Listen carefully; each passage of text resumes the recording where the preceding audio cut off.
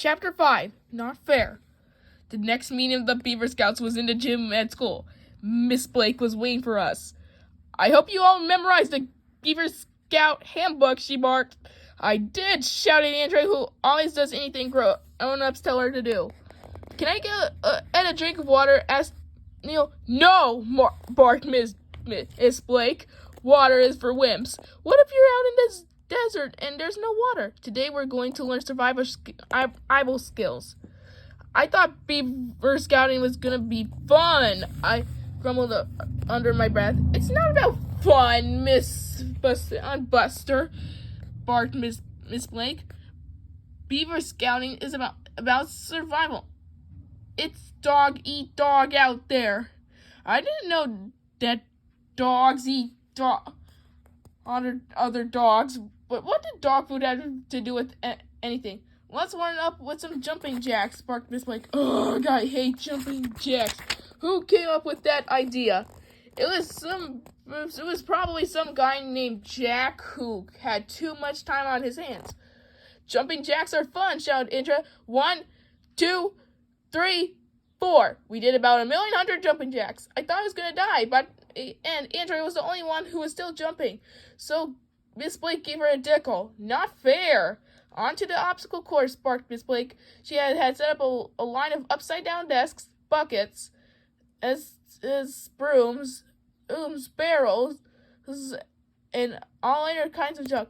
We had to crawl under, around, and over all that stuff to get to the other side of the gym. This is going to prepare you for the real world, barked Miss Blake. Go, go, go. One by one, we ran the obstacle course. I thought I was going to throw up. I didn't know how this prepares us for the real world, I grumbled. Enemy planes are dropping bombs on you, barked Miss Blake. Get down low. She used the stopwatch to see how long it took to each of us to get through the obstacle course. Naturally, Andrea had the fastest time, so Miss Blake gave her a ribbon. Not fair. Next, it's time to jump over chairs, barked Miss Blake. Jumping over chairs is fun, shouted Andrea. Why would we ever have to jump over chairs in the real world? Complained Ryan.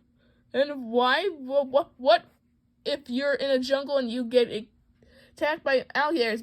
Asked Miss Blake. You'll need to jump over them to escape. I would just punch their faces in, I said. That's inappropriate, Arlo, said Andrea. I don't approve of violence. What do you have against violins? I asked.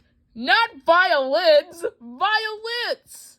I was just inking Andrea's chin in, but little Miss Perfect could jump over more chairs than anybody, of course, so Miss Blake gave her a badge. Not fair! Let's move on to the climbing wall, barked Miss Blake. One wall of the gym had little knobs all over it so we could grab on with our hands and push up with our feet. It was still really hard to climb. Climbing a wall is fun, shouted Andrea. Needless to say, she was able to climb the wall faster than anybody else. Miss Blake gave Andrea a belt loop. Not fair.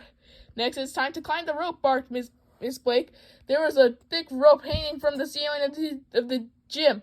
Climbing rope is fun, shouted Andrea, who immediately started climbing as if he had been doing it all her life. Why do we have to climb ropes? Asked Michael. When are we ever going to have to do that? What if you're in the forest and a bear attacks you? Asked Miss Blake.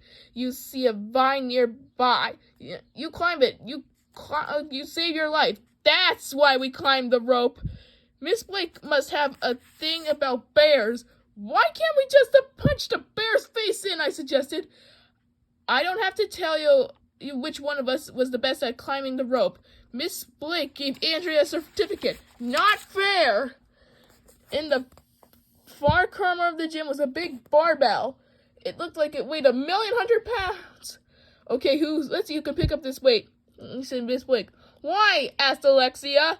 I'm not going to be a weightlifter when I grow up. What if you're in the this and the boulder falls on your head, asked Miss Blake. What are you going to do? Punch the boulder's face in, I suggested. Tried to pick up the barbell, but it was way too heavy. Ryan tried to pick up the barbell. He couldn't. Michael tried to pick it up. He couldn't. We all tried to pick up the barbell. Even Andrea couldn't pick it up. It's impossible, said Emily. Of course it's impossible, barked Miss Blake. You've got to work together. Teamwork makes the dream work. We all grabbed the barbell at the same time. We picked it up. Good work, barked Miss Blake. Now it's time for your final survival challenge. This is where we separate the men from the boys. Huh? There weren't any men around. I didn't know what she was talking about. Miss Blake led us over the lawn table with chairs around it. She pulled out a bag of marshmallows. I call this the Marshmallow Challenge, she said. All right. At last there was a challenge I could win. Nobody can eat more marshmallows than me. I love marshmallows. Miss Blake told us to sit at the table.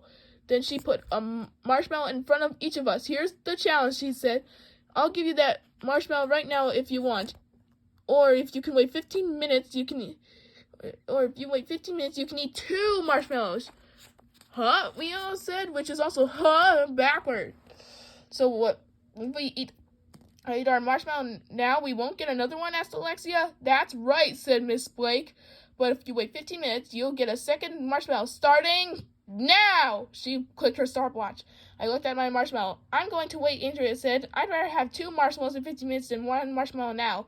Me too, said Emily, who always does everything Andrea does. Waiting for stuff is hard. When I want something, I want it now. And I could eat marshmallows for breakfast, lunch, and dinner. The marshmallow looked so good, I could almost taste the creamy sweetness. It was just sitting on the table in front of me, waiting to be eaten. I reached out my hand through my marshmallow. Maybe I could just take a little bite of it. It to tide me over for 15 minutes. No taking little bites of your marshmallow, remarked Miss Blake. Just wait, AJ, said Ryan. And you get twice as many marshmallows. 15 minutes isn't a lot. 15 minutes is a long time. It's almost an hour. I gave up. I picked up my marshmallow, popped it into my mouth. Yum. Ha! I knew you'd give in, Arlo, shouted Andrea. Anything you can do, I can do better. I can do anything better than you. No, I can't, I replied. Yes, I can, she said. No, you can't. Yes, I can. We went back and forth like that for a while. By the end of the meeting, Andrea earned a decal, a ribbon, a badge, a belt loop, a certificate, a medallion, and an extra marshmallow. Bummer in the summer. But I got to eat my marshmallow first. So nah, boo-boo on Andrea.